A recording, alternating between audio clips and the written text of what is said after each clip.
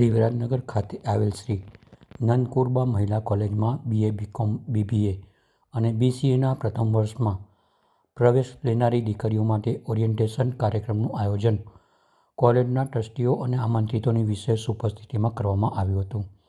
આ કાર્યક્રમમાં દીકરીઓ માટે કારકિર્દીલક્ષી શિક્ષણની જાણકારી ઉપસ્થિત તજજ્ઞે આપી હતી।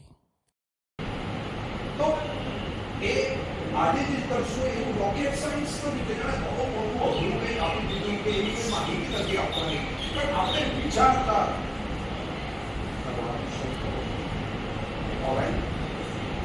તો બિઝનેસ એડમિનિસ્ટ્રેશન એટલે એડમિનિસ્ટ્રેશન અને મેનેજમેન્ટ ને એવું તમે 11th માં ભણ્યા હશો। એડમિનિસ્ટ્રેશન અને મેનેજમેન્ટમાં શું ડિફરન્સ છે, પણ હમણાં આપણે ઘણી બધી બંનેની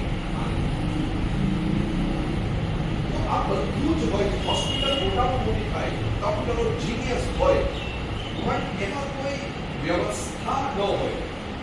ઘર તમારી મમ્મી બેસ્ટ હાઉસવાઈફ હોય, એને કુકિંગ આવડે, એમને બધું જ બનાવતા, બધાની સેવા કરતા, બધાને એકદમ ત્યારે એની નોંધ કરવાનું, એનું રજીસ્ટ્રેશન કરવાનું, એને બેસવાની વ્યવસ્થા, એને ફેન પાણીની વ્યવસ્થા, એટલે પછી એ ડોક્ટર એટલે વ્યવસાયિક છે, પ્રોફેશનલ પ્રોગ્રામમાંથી પાસ થયેલો છે, એ ડોક્ટરે શું કરવું પડે? પછી નોકરી કરવી પડે। પણ એ જ્યાં નોકરી કરે છે ત્યાં એ સંસ્થામાં, એ હોસ્પિટલમાં જો એનું મેનેજમેન્ટ સારું હશે તો એ એકદમ સારા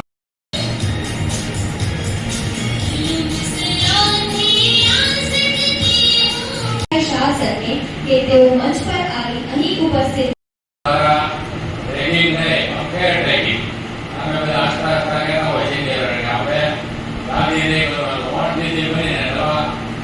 વિદ્યાર્થી છે એનું સ્વાગત કરવાનું આપણે વેલકમ પાર્ટી કરતા હોય છે।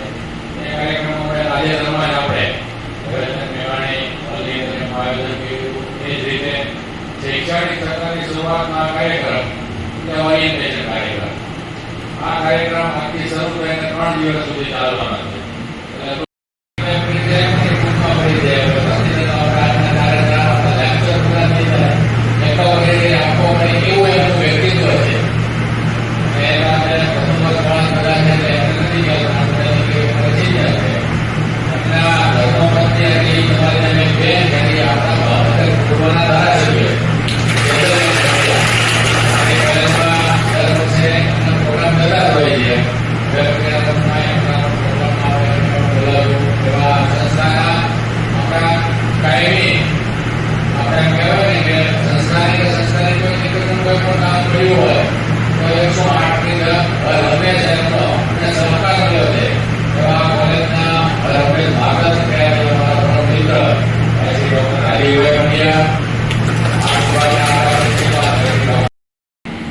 જે માતાનો મુગટ એટલે હિમાલય અને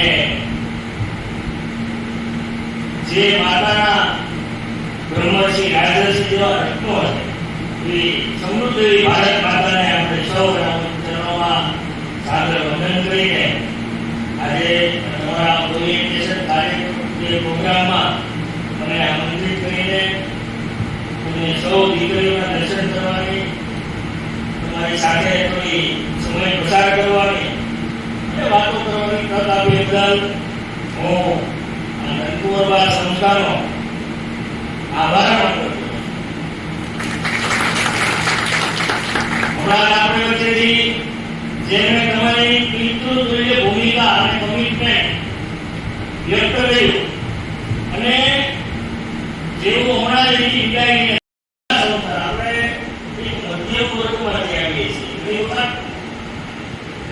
માવતર હોય આપણે ચારે કોર આપણે આસપાસનું વાતાવરણ